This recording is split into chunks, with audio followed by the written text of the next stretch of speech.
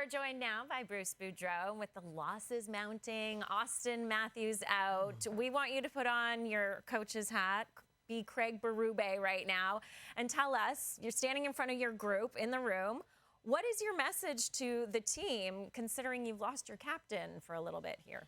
Well, I think it's a great opportunity to go in there and make this an opportunity for them. I'd be sitting there and going, okay, boys, we've lost our captain. It's time for everybody to step up. We've been waiting a long time. People want to keep blaming us for losing. This is your chance to show how good you are. I'd go Matthew Nyes. We know you're a budding star. Now's the time.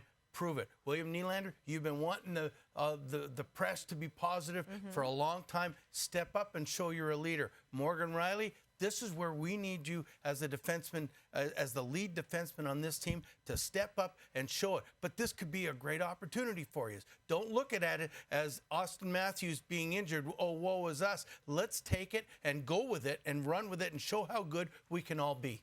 Yeah, let's focus on the positive here, right? And push forward, because you really don't have an option. Now, let's stick with you being the coach. You've spoken to your room, but what about talking to Brad Treliving? Are you going to him to talk about what's gone wrong, what needs to change, maybe trade suggestions? Well, I'm sure that they talk all the time. Yeah. Like, I mean, it was known early in the summer that these two guys were going to be running the show. And so, I mean, they better have a rapport every day. And I mean, but I mean, if you're the coach, and I never did this. I'm sure Craig doesn't go up and say, hey, Brad, please help us. We need this, we need that. That's not the approach you want to take. Let's say, okay, we know we're not getting the best out of this. The one thing GMs can do really good is give you a different perspective than a coach's perspective. And I mean, he's probably making suggestions that he's saying, hey, you know what? That's not a bad idea. And I mean, because we get so like just totaled in on one or two ideas, and sometimes we need to hear different ideas from outside that's within our group. And this is where GMs, I think, can be so helpful, coming down, giving positive suggestions, reinforcement, but giving, hey, why don't you try this? And I could give you examples of this many times, but I remember one time in Minnesota where Chuck Fletcher said, hey, you're playing Eric Staal too much. I think if you lessen his ice time, he'll be more productive.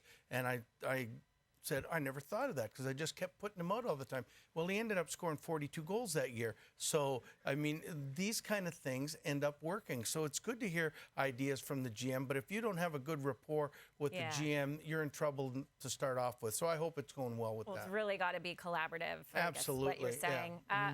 Now, how about Overdrive's Brian Hayes? He said yesterday, it's close to panic time in Toronto. Do you agree? Well, you know what? I was texting somebody, and I'm not in, like, there's 65 games left. So I don't want to get into panic time. In Toronto, you panic a little earlier than normal. But I do look at, I see signs. Like, for example, of the first 15 games, they had 13 of them against teams that didn't make the playoffs last year. And I think 11 or 12 of them were at home, and their record is still only 500. That gets my antennas up.